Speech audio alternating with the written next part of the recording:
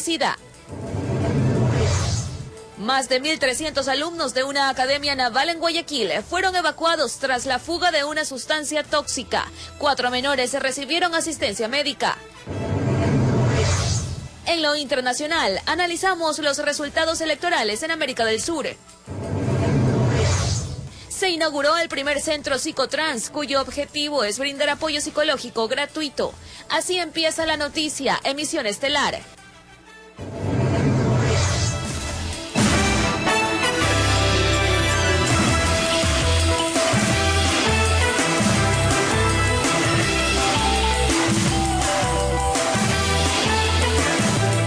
Amables televidentes, buenas noches y bienvenidos a esta nueva semana de labores. Qué placer que nos acompañen. Iniciamos de inmediato con la información. Un nuevo caso de femicidio se registró en el cantón Simón Bolívar, provincia del Guayas. La víctima fue asesinada a golpes, aparentemente por su ex conviviente.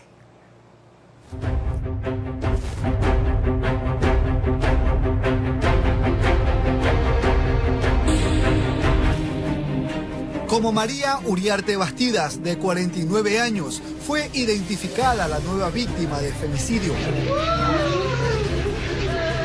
Su muerte se produjo la noche del domingo en su vivienda, ubicada en el cantón Simón Bolívar, en Guayas.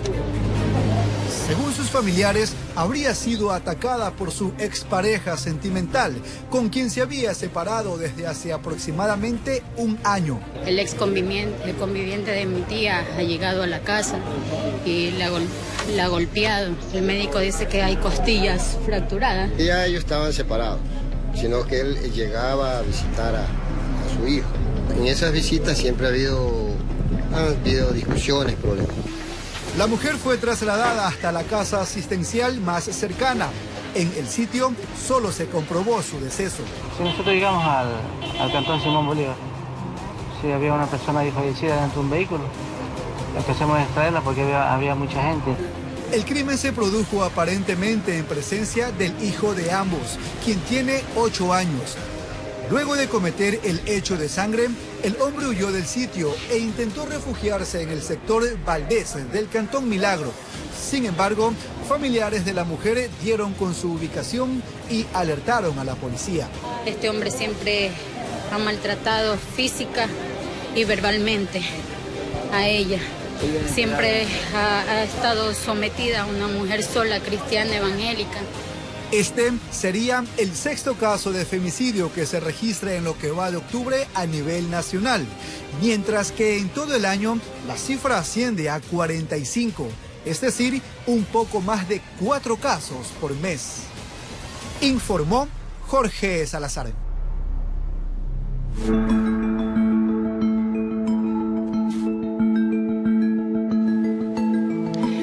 El director de la Comisión de Tránsito del Ecuador reveló que no hubo rastros de alcohol en los exámenes realizados al conductor del bus involucrado en el accidente de tránsito registrado en la vía Guayaquil-Salinas. Mientras tanto, persiste el dolor entre familiares y amigos de las víctimas. 2 de las víctimas eran habitantes de la cooperativa Mariuxi Febres Cordero en el Guasmo Sur de Guayaquil. Allí persisten los recuerdos de sus pasos por este mundo. Un compañero de aquí nosotros porque siempre nos reuníamos los sábados, hay una canchita, sábado y domingo a jugar bol, y muy amable todo con toda la gente por aquí.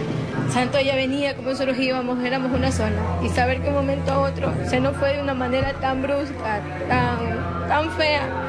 Melanie apenas tenía 20 años, mantenía una relación sentimental con Jefferson de 27 años. Nadie sabía que se iban a la playa. En las publicaciones de sus redes sociales, la joven se mostraba feliz en medio de una fiesta. Pero para sorpresa de todos, a la mañana siguiente ya estaban muertos camino al mar. Pero nunca supimos que ella iba a salir de viaje, no nos iba a saber nada. Ellos siempre andaban juntos, siempre salían juntos. En el liviano automotor viajaban 4 personas. Jefferson Espinales, de 27 años, Melanie Macías, de 20, Sergio Neira, de 23 y Lady Hurtado, de 22. Un accidente fuera de lo común porque están totalmente destrozados los cuerpos. El micro sobrepasó el auto. O sea, no hubo ni huella de frenada ni nada. Por su parte, el director ejecutivo de la Comisión de Tránsito del Ecuador refirió que hasta el momento ya se encargaron de someter a las respectivas pruebas al conductor del bus involucrado. Asimismo, la prueba de alcoholemia del conductor, 0, eso sí lo tengo yo en los informes. Y el conductor del vehículo se encuentra en una casa asistencial. Él no huyó, como se decían en primeras declaraciones. Pero además, reveló detalles encontrados en el vehículo en el cual viajaban las víctimas mortales. Aparentemente existen latas de cerveza dentro del vehículo liviano que se le han encontrado. Lo que sí está claro dentro del informe oficial es que este vehículo liviano invadió el carril donde venía el bus, ¿no? Informó José Morales.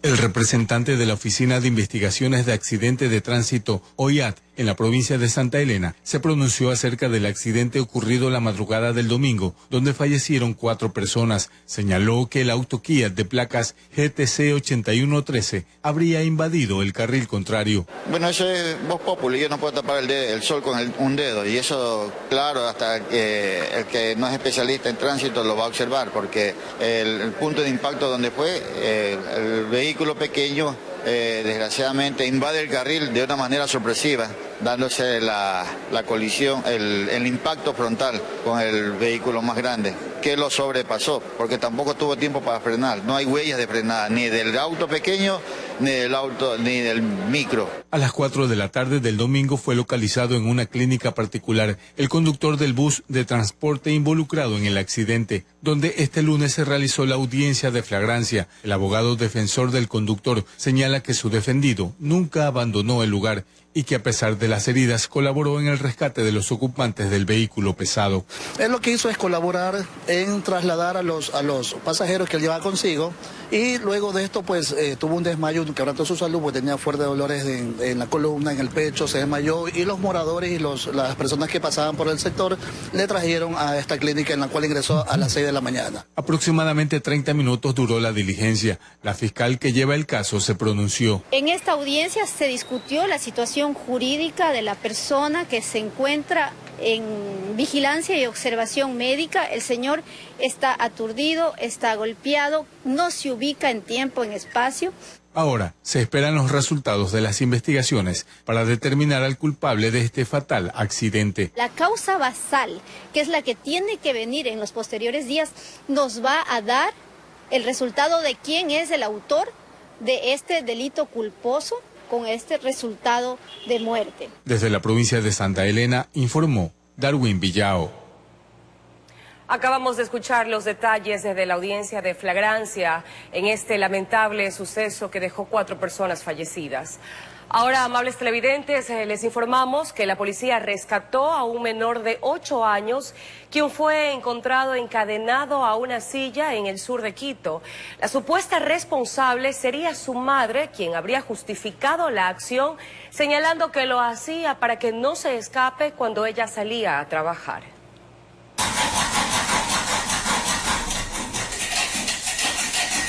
A los vecinos del barrio 2 de febrero, sector de la Ciudadela Ibarra, se les hacía difícil creer que una madre tenga el corazón tan duro como para dejar encadenado a su propio hijo con el pretexto que no se escape y corra peligro en la calle.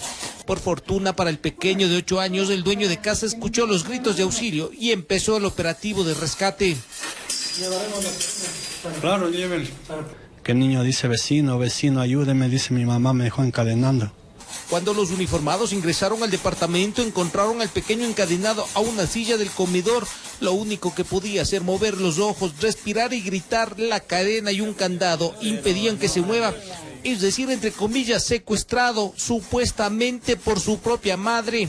Es tan doloroso tener que ver que a los niños le maltraten así por culpa de un error que uno se comete, ya que los niños no tienen ninguna culpa. El dueño de casa relató que los supuestos maltratos eran constantes, que el pequeño cuando lograba escapar dormía en la calle. En una ocasión fue encontrado abajo de su carro, que los gritos y lloros a veces los despertaban 2, 3 de la madrugada. Ha escapado del departamento y la mamá, me imagino que no lo encontró. El niño se vino y se metió debajo del carro. Como el motor del carro estaba caliente, él ha jalado un cartón y se ha acostado debajo del motor. La DINAPEN llegó para hacerse cargo del menor. Luego de algunos análisis le entregaron a una tía materna el cuidado del pequeño que vivía supuestamente encadenado en pleno siglo XXI. Procedimos a su recuperación con la finalidad de salvaguardar la integridad física, psicológica y sexual del niño.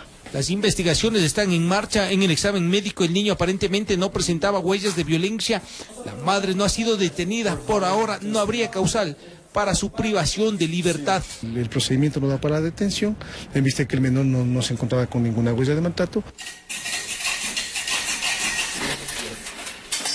Seguramente las secuelas psicológicas en el pequeño solo el tiempo se encargará de borrar, mientras en su corazón las huellas del presunto maltrato retumbarán en la inmensidad del horror materno.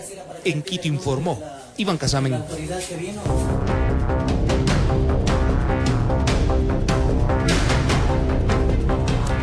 Hallan a una adulta mayor amarrada y en estado de descomposición dentro de su vivienda en Manta, provincia de Manabí. La víctima tenía entre 5 y 8 días de fallecida, así lo informó la policía.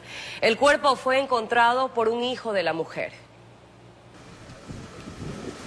Maniatado y en estado de descomposición, así fue hallado el cuerpo de una adulta mayor dentro de su vivienda en Manta, provincia de Manabí. El hallazgo lo hizo el hijo de la víctima, quien alertó a las autoridades. No es que ha fallecido de una muerte natural, sino que me parece que le han hecho algo a ella ahí. Ha habido fuerza, tiene las manos maniatadas en el cuello. Personal de criminalística de Enacega arribó hasta el sector alto de Barbasquillo y en la cocina del inmueble donde vivía la mujer de 70 años de edad halló su cuerpo amarrado de pies y manos y con signos de estrangulamiento. Se había encontrado en estado de descomposición, de acuerdo a lo que indica criminalística, de 5 a 8 días. Se está realizando las respectivas verificaciones. El hecho generó consternación entre los vecinos allegados de la mujer identificada como Ana Piedad Fonseca Arellano, quien vivía solo en compañía de una mascota que fue recuperada dentro de la casa. El hijo fue que me llamó y me preguntó que cuándo fue que había visto a la mamá y yo le dije que no le había visto en toda esta semana y me dice, no, es que te llamaba para ver que no está mi mamá. La policía informó que las seguridades del inmueble no fueron violentadas, por lo que se investiga el móvil de la muerte de la adulta mayor. No presentan ningún forzamiento de seguridades, está la caja fuerte, está las joyas y todos los enseres del domicilio, entonces tendríamos que hacer una investigación más exhaustiva de cuál fue las causas del fallecimiento de la señora. Con cámaras de Eduardo García desde la provincia de Manabí, informó Wendy Delgado.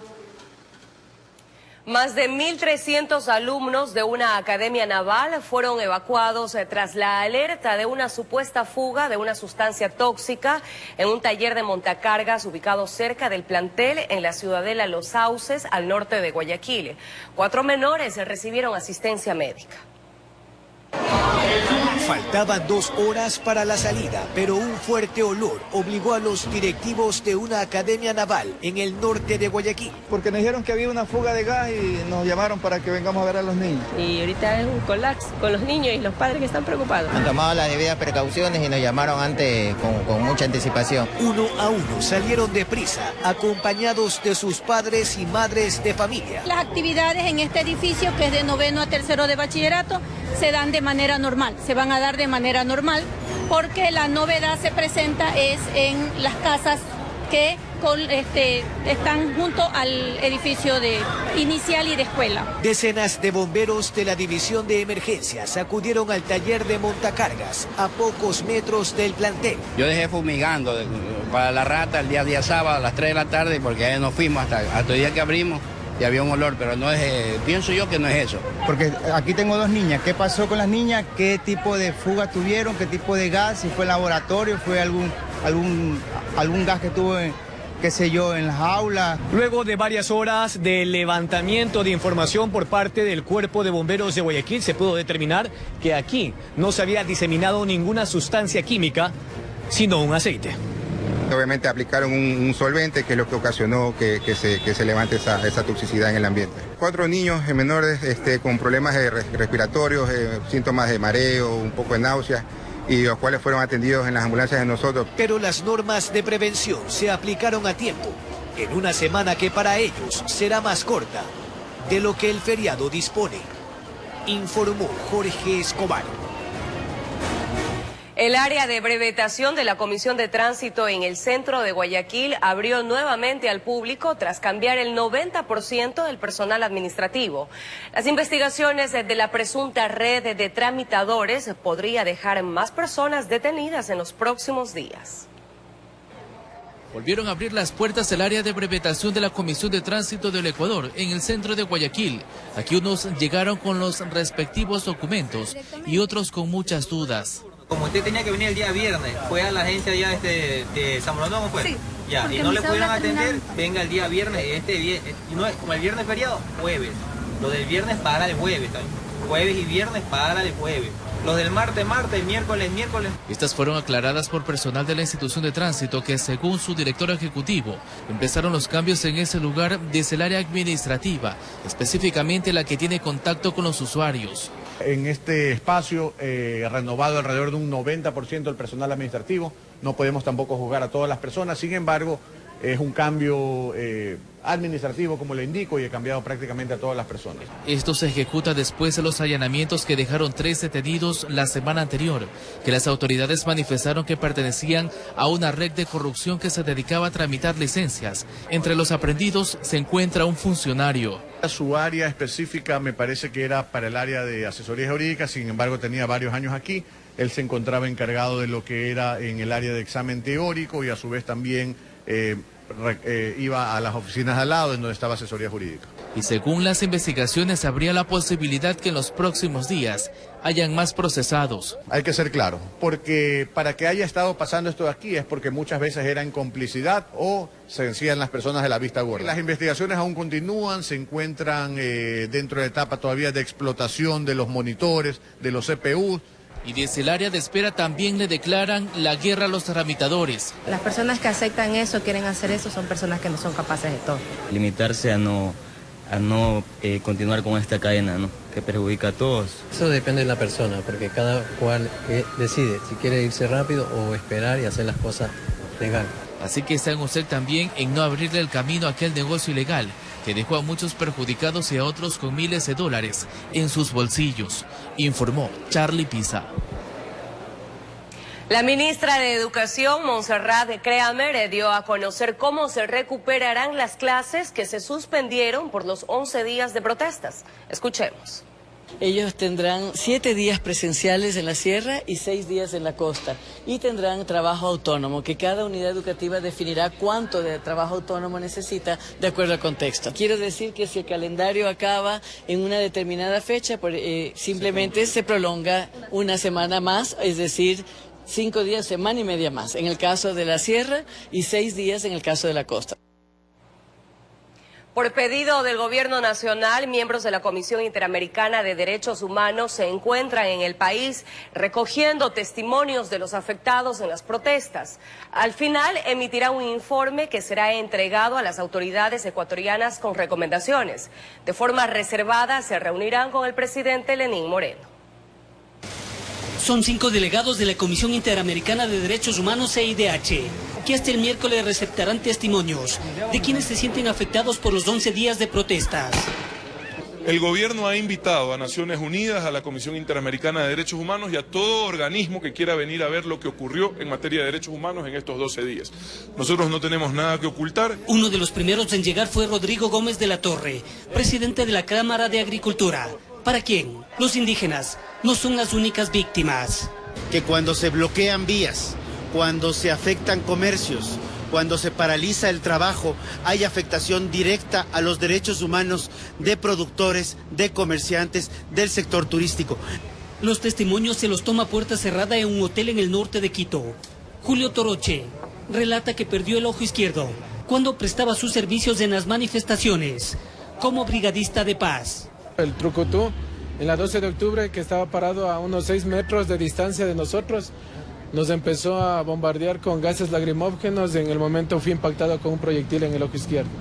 A Alexandra Morales del Consejo de Pueblos y Organizaciones Indígenas Evangélicas del Ecuador le preocupa las acciones legales que se han iniciado en contra de dirigentes indígenas.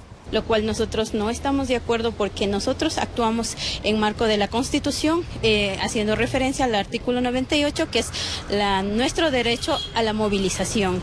También se observó a miembros de la Policía Nacional quienes no dieron declaraciones y a familiares de manifestantes que están detenidos.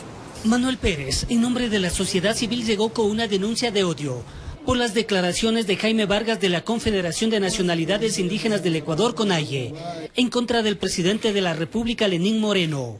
Al calificarle en términos despectivos y peyorativos, no solamente al primer mandatario, sino al sector vulnerable de todos los discapacitados del país.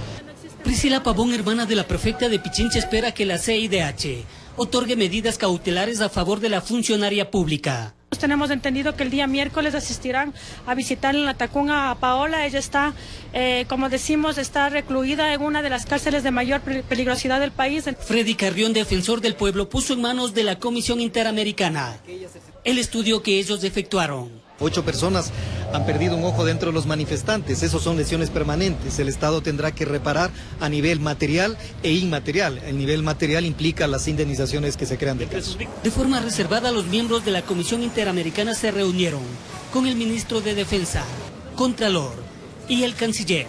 Para este martes está previsto lo hagan con el presidente Moreno, informó Héctor Romero. Funcionarios del Alto Comisionado de las Naciones Unidas y de la Comisión Interamericana de Derechos Humanos realizaron una inspección al edificio de la Contraloría para constatar las denuncias realizadas por los daños provocados durante las manifestaciones a la edificación del organismo de control. Veamos. Funcionarios del Alto Comisionado de las Naciones Unidas para los Derechos Humanos y de la Comisión Interamericana de Derechos Humanos CIDH, en compañía del Contralor Pablo Celi, realizaron una visita al edificio de la Contraloría General del Estado para constatar los testimonios de los actos de violencia ocurridos en las manifestaciones contra las medidas económicas del Gobierno Nacional.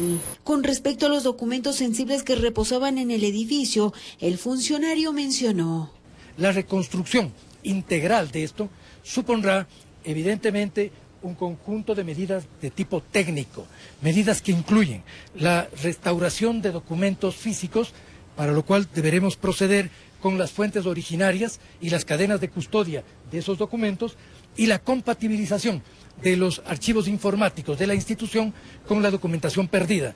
A decir del Contralor, existirían 2 informes del Cuerpo de Bomberos.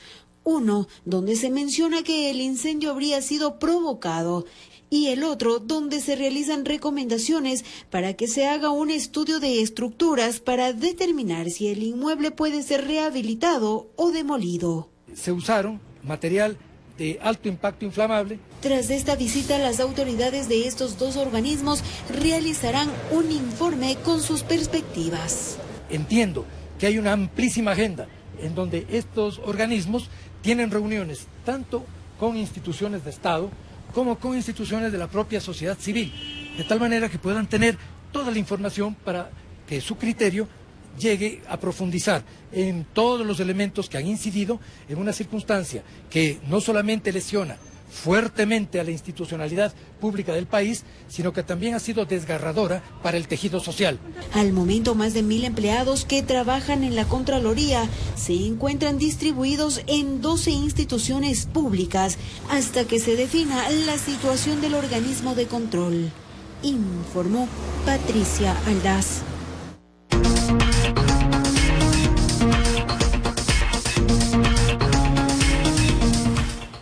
En Quito se inauguró el primer centro Psicotrans, cuyo objetivo es brindar apoyo psicológico gratuito para la comunidad LGBTI.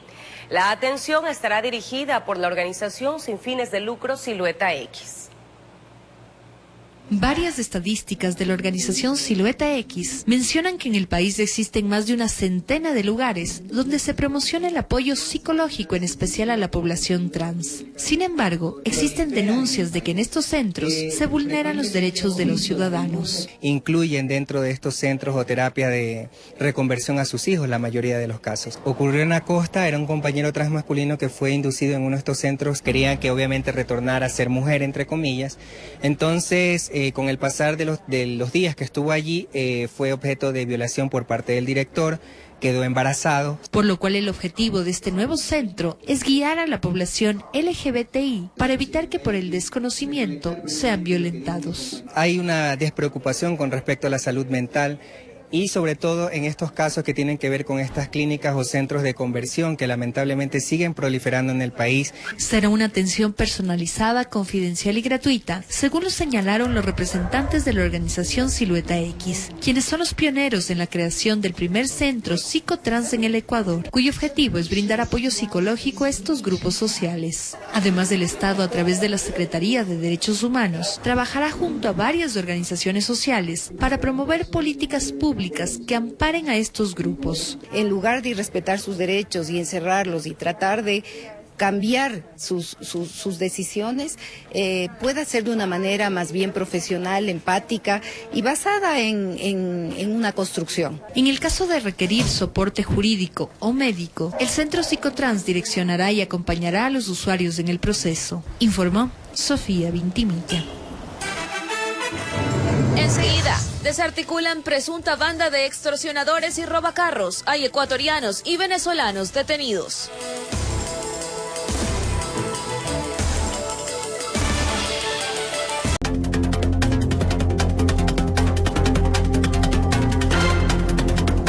Gracias por preferirnos. Desarticulan una presunta banda delictiva de extorsionadores y robacarros en el sur de Quito. Los detenidos son ecuatorianos y extranjeros y pedían dinero para devolver los vehículos. Escuchemos.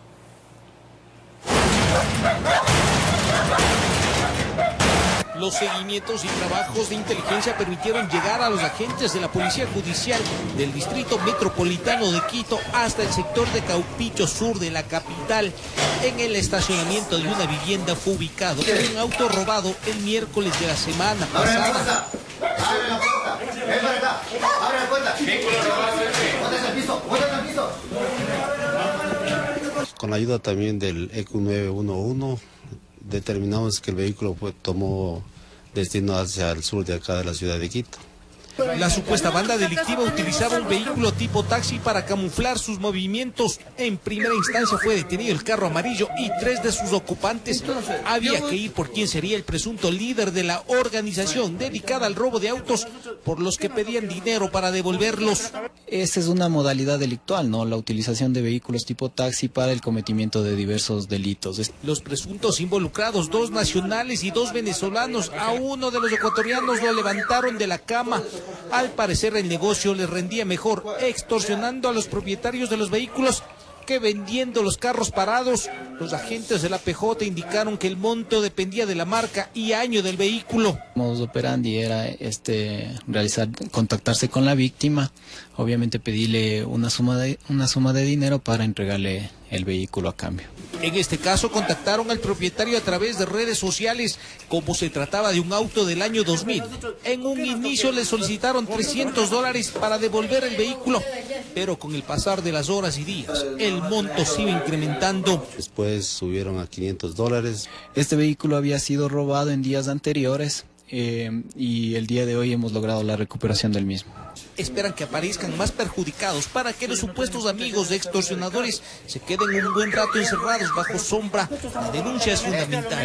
En Quito, con imágenes de Jorge Albuja, informó Iván Casamen.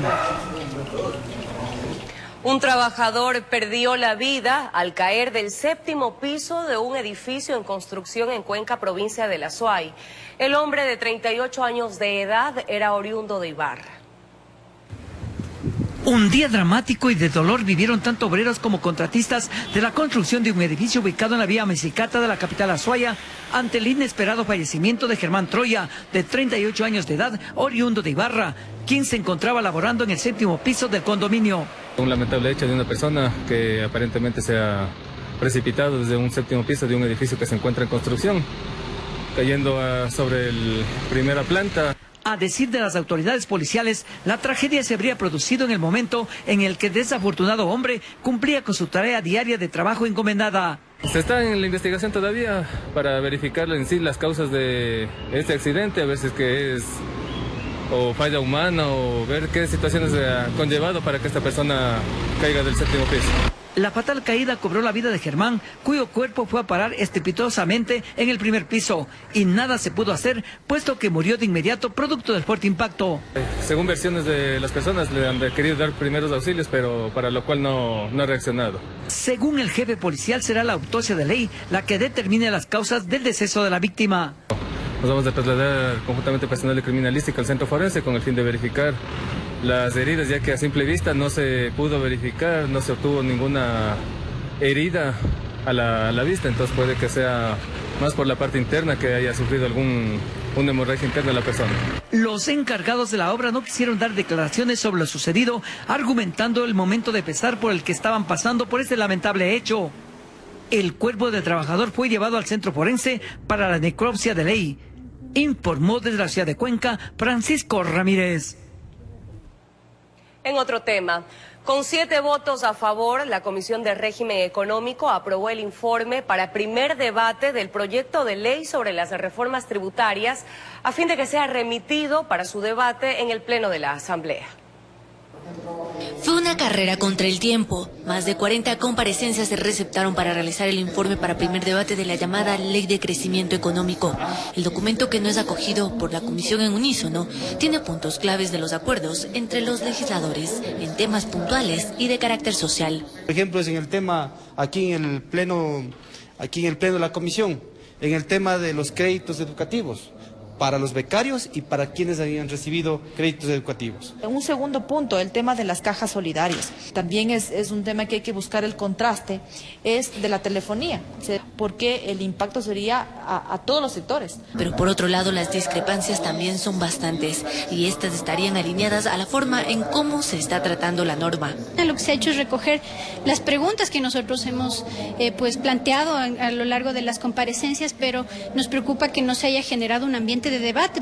Los socialcristianos ya anticipan su rechazo como tal a esta ley. No estamos de acuerdo que se sobrecargue de impuestos a las empresas que tienda a debilitarlas o a sacarlas del mercado. Con eso no estamos de acuerdo. Frente a las demandas de los legisladores de la comisión, será el pleno en el que se debata a profundidad las observaciones. Sí, recibir las observaciones y por supuesto el segundo debate para el plenario será clave. Una vez aprobado el documento, se espera que el primer debate de la Ley de Crecimiento Económico se lleve a cabo este jueves, informó Carolina Basante. El ex vicepresidente Alberto Dajic aseguró que su denuncia penal por terrorismo contra el presidente de la CONAIE, Jaime Vargas, responde a una indignación ciudadana frente al llamado que hiciera a las Fuerzas Armadas para que desconozcan al jefe de Estado, Lenín Moreno. Por su parte, la CONAIE informó que nunca se atentó contra la seguridad del Estado. Nunca los he tratado con desprecio. La demanda penal se presentó 10 días después del acuerdo entre el gobierno y la dirigencia de la CONAIE. El ex vicepresidente Alberto Dajic acusa a Jaime Froilán Vargas de terrorismo. Llamó a la insubordinación de las Fuerzas Armadas contra su legítima autoridad. Cuestiona además otras acciones que fueron incitadas, dice, por el líder indígena. Las plantas procesadoras, las fuentes tomadas y no haya denuncias. Solo pensemos lo que nos han causado en el área petrolera, más de 150 millones de dólares que los tenemos que pagar todos nosotros. ¿Puede haber impunidad para eso? Durante una entrevista concedida a Andrés López en Visión FM, Vargas desestimó la denuncia. Yo no puedo hablar sobre el tema de Alberto Dajic porque hablar de él es perder tiempo. Yo pierdo tiempo, yo me acuerdo, ¿no? Algo de él, ¿no? Y yo no quisiera hablar y quiero que me compruebe, ¿no? Si soy terrorista. En su cuenta de Twitter, la CONAIE se pronunció No aceptamos su falta de ética en memoria de un ex vicepresidente, que fue parte del escándalo por la supresión de los fondos de reserva y conlleva una dudosa trayectoria política, anclada a sectores de la derecha y grupos de poder económico. ¿A qué grupo me represento yo? ¿A los contrabandistas? Ciertamente no, porque a ellos les perjudica la eliminación del subsidio. Puedo preguntar si esto favorece a los contrabandistas. ¿Están los contrabandistas infiltrados en la CONAIE?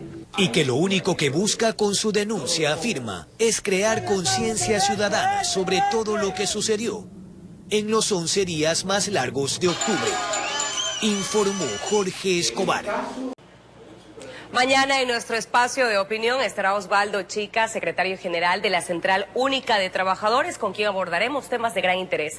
Amables televidentes, así nos despedimos. Gracias por su sintonía. Enseguida Copa. Buenas noches.